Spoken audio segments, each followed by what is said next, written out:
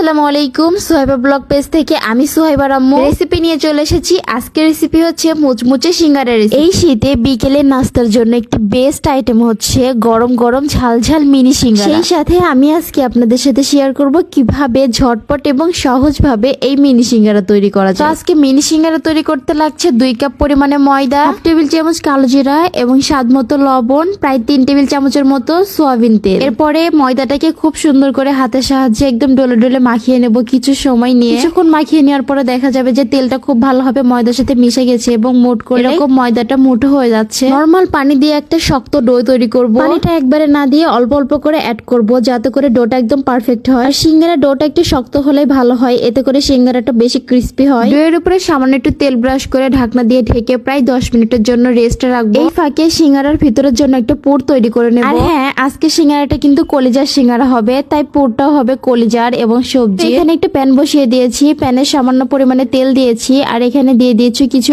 এলাচ মুখ ফাটিয়ে এবং দারচিনি। এরপরে দিয়েছি এখানে কিছু পেঁয়াজ কুচি এবং কিছু রসুন থেতো করে। কিছুক্ষণ পেঁয়াজটাকে নেড়ে চেড়ে ভেজে নিয়ে এখানে অ্যাড করে দিচ্ছি 1/2 টেবিল চামচ আদা বাটা। আদাটাকে পেঁয়াজের সাথে কিছুক্ষণ নেড়ে চেড়ে ভেজে নিয়ে এখানে সামান্য একটু পানি অ্যাড করে দিচ্ছি। এরপরে এখানে গুঁড়া মশলা অ্যাড করে দেবো। এখানে দিয়ে দিচ্ছি স্বাদ মতো লবণ, 1/2 চা চামচ হলুদের গুঁড়া, 1 চা চামচ মরিচের গুঁড়া এবং 1/2 চা চামচ জিরার গুঁড়া। এরপরে কিছু কাঁচামরিচ কুচি দিয়ে কিছুক্ষণ ভালো করে মশলাটাকে কষিয়ে নিয়েছি সামান্য একটু পানি দিয়ে। যখন খুব ভালো করে মশলাটা কষানো হয়ে গেছে তখন আমি এখানে দিয়ে দিয়েছি আগে থেকে সিদ্ধ করে রাখা কলিজা। গরুর কলিজা ছিল এটা, খুব ভালো করে সিদ্ধ করে ধুয়ে নিয়েছিলাম। এই ক্লিপটা স্কিপ হয়ে গিয়েছে, তো এখন ঢাকনা দিয়ে ঢেকে এই কলিজাটা কিছুক্ষণ মশলার সাথে কষিয়ে নেব। কষানোর কাজটা আমি একটু সময় নিয়ে করছি, বারবার ঢেকে এবং নেড়ে চেড়ে একটু একটু করে পানি অ্যাড করে। এই পর্যায়ে খুব ভালোভাবে কলিজাটা কষানো হয়ে গিয়েছে এবং কিছুটা সিদ্ধ হয়ে গেছে। এই পর্যায়ে আমি কিছু কিপ করে রাখা আলু কুচি দিয়ে দিচ্ছি। আলুটাকেও কিছুক্ষণ সময় নিয়ে কলিজার সাথে খুব ভালো করে কষিয়ে নেব। একটা কথা মাথায় রাখতে হবে, পুরটা মজা হলে সিঙ্গারাটাও কিন্তু খুব বেশি ভালো লাগবে খেতে। এই পর্যায়ে আলুটাকে খুব ভালো করে কষিয়ে নেওয়া হয়ে গেছে, কিছুটা আলু সিদ্ধ হয়ে গিয়েছে। এই পর্যায়ে আমি কিছু কিউব করে রাখা গাজর এবং বটবটি ফ্রোজেন ছিল সেটা দিয়ে দিচ্ছি। আমার পুরটা রান্না করা প্রায় শেষের দিকে, সবকিছু খুব ভালোভাবে সিদ্ধ হয়ে গেছে। টেস্ট করে লবণটা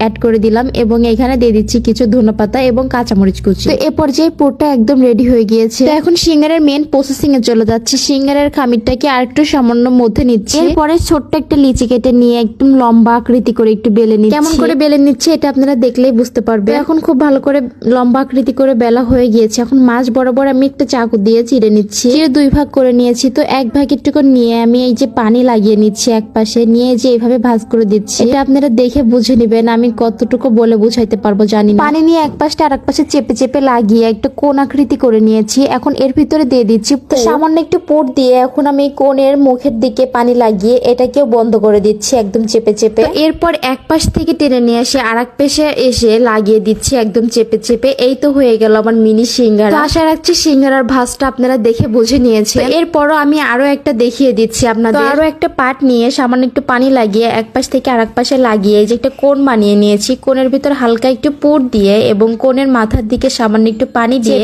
কোণের মুখটাকে বন্ধ করে দিচ্ছি। এরপরে এক পাশ থেকে টেনে নিয়ে এসে আর এক পাশে লাগিয়ে চেপে চেপে বন্ধ করে দিচ্ছি আর তৈরি হয়ে গেল মিনি সিঙ্গারা। সিঙ্গারার ভাঁজটা কিন্তু আহামরি কোনো কঠিন না, অনেক সহজ, আপনারা একটু লক্ষ্য করলেই বুঝতে পারবেন। তো এইভাবে আমি বাকি সবগুলো সিঙ্গারা বানিয়ে নিয়েছি এবং এখানে একটা কড়াই বসিয়ে দিয়েছি একটু গর্তযুক্ত আর পর্যাপ্ত পরিমাণে তেল দিয়ে দিয়েছি। আর তেলটাকে বেশি গরম করা যাবে না, হালকা একটু গরম হলেই সিঙ্গারাগুলোকে দিয়ে দিতে হবে, এতে করে সিঙ্গারাটা বেশি খাস্তা হবে। আর চেষ্টা করতে হবে সিঙ্গারাটা যাতে ডুবো তেলে ভাজা যায়, এতে করে সিঙ্গারাটা বেশি ভালো হবে। এখন উল্টিয়ে পাল্টিয়ে আমি একটা সুন্দর লালচে কালার করে সিঙ্গারাটাকে ভেজে নিচ্ছি। মিডিয়াম আঁচে নেড়ে চেড়ে খুব সুন্দর একটা লালচে কালার করে আমি সিঙ্গারাগুলোকে খুব ভালো করে ভেজে নিয়েছি। এখন আমি তেল ঝরিয়ে সিঙ্গারাটাকে উঠিয়ে নিচ্ছি। খুবই সহজ এবং মজার একটি কলিজার মিনি সিঙ্গারা রেসিপি আপনাদের সাথে শেয়ার করলাম। আপনাদের কেমন লাগলো অবশ্যই আমাকে কমেন্টে জানাবেন। কোনো অংশ যদি আমার ভিডিওটা ভালো লেগে যায় অবশ্যই একটা লাইক ফলো দিয়ে পাশে থাকবেন। তো বিকেলে নাস্তাতে যদি এরকম খাস্তাযুক্ত কলিজার ঝাল ঝাল সিঙ্গারা তার সাথে পেঁয়াজ কাঁচা মরিচের কম্বিনেশন থাকে তাহলে কিন্তু দারুণ হয়। বাসায় একদিন ট্রাই করতেই পারে। দোকানের মতো একদম খাস্তাযুক্ত সিঙ্গারা হবে, স্বাদটা কিন্তু দোকানকেও হার মানাবে। Thanks for watching. Enough for today. আল্লাহ হাফেজ।